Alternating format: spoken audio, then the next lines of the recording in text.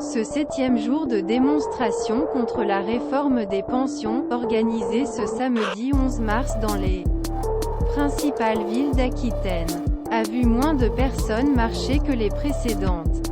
Après le succès mobilisation du 7 mars, l'Inter-Union a de nouveau appelé à des manifestations aujourd'hui contre la réforme pension, organisée pour la deuxième fois un samedi. Ce 7e jour s'est mobilisé dans les principales villes du sud-ouest: Bayonne, Pau, Périgueux, Bordeaux. À 11 h, les premières processions commencent à partir avec beaucoup moins de manifestants que les jours précédents. Le mauvais temps doit avoir démotivé beaucoup de gens. La faible mobilisation ce samedi ne décourage pas les manifestants qui ont l'intention d'occuper terrain pour préparer le lendemain. Mercredi 15 mars, jour de l'examen la réforme dans comité conjoint. À midi, les premiers chefs d'accusation ont chuté 7300 à Bayonne selon les syndicats, 7000 en Pau et 1650 à Périgueux selon la police. Bordeaux ce samedi 11 mars. 18 000 personnes ont battu le trottoir dans la capitale Gironde selon les organisateurs. Ils étaient 100 000 mardi dernier. Le cortège est parti vers 14 h, se dirigeant vers le cours Victor Hugo le long des quais. L'atmosphère est festive, avec jeunes dans le cortège.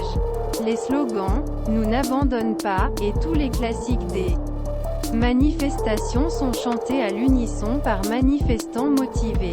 Malgré la pluie, les syndicats étudiants se sont également mobilisés. Nous voyons beaucoup de primo-fracteurs et de grandes manifestations dans les petites villes. Sous une averse, 700 manifestants se sont mobilisés ce matin à Langon.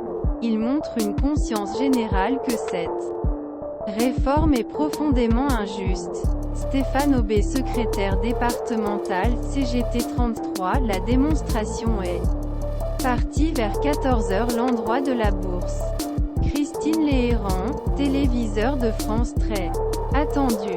Les syndicats étudiants ont également fait du bruit dans la procession. Christine Léhéran, téléviseur de France. La lutte pour les droits des femmes est également présente dans le cortège de Bordeaux. Christine Léhéran, téléviseur de France Périgueux dans le département. D'autres processions défilaient à Bergerac et Sarlat. La dernière manifestation avait mobilisé 10 000 personnes à Périgueux selon les organisateurs. 6 500 selon la police. À 11 h, nous sommes loin la foule mardi dernier devant le palais justice. Quelques centaines manifestants se préparent à commencer la marche. À midi, 1650 manifestants ont été comptés par nos collègues du journal Sud-Ouest, 500 à Bergerac et 250 à Sarlat. À Périgueux, quelques centaines de manifestants se sont rencontrés sous la pluie.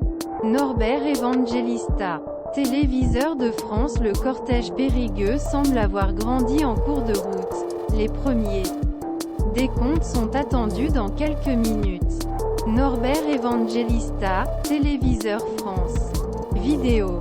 Écoutez l'interview avec Mathieu Léroc, secrétaire général CGT Dordogne. Durée de la vidéo minuit MN29S. Mathieu Léroc, secrétaire général CGT Dordogne, France Télévisions. Paul, la mobilisation a été très forte mardi dernier à Béarn avec 22 000 manifestants selon les syndicats, 15 000 selon la police.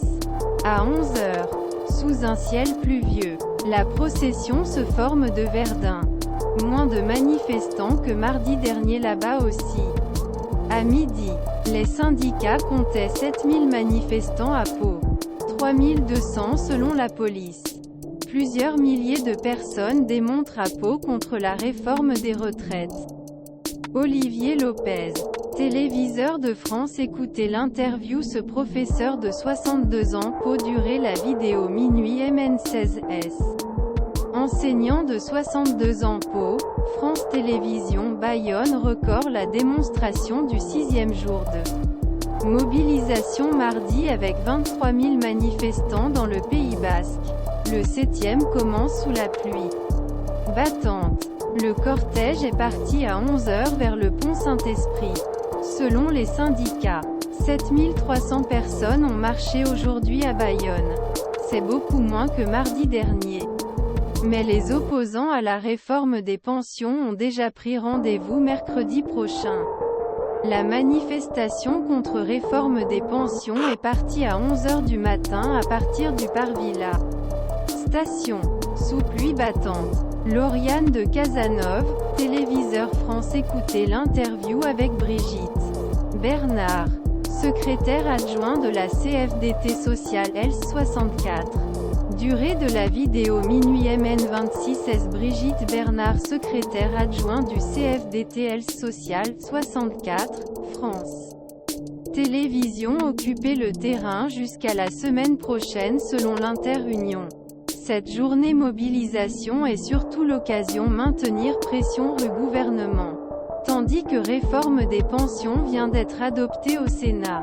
Les opposants comptent surtout le lendemain du mercredi, le jour l'arrivée loi dans un comité conjoint où les députés et les sénateurs devront décider suivi à remettre à cette réforme controversée.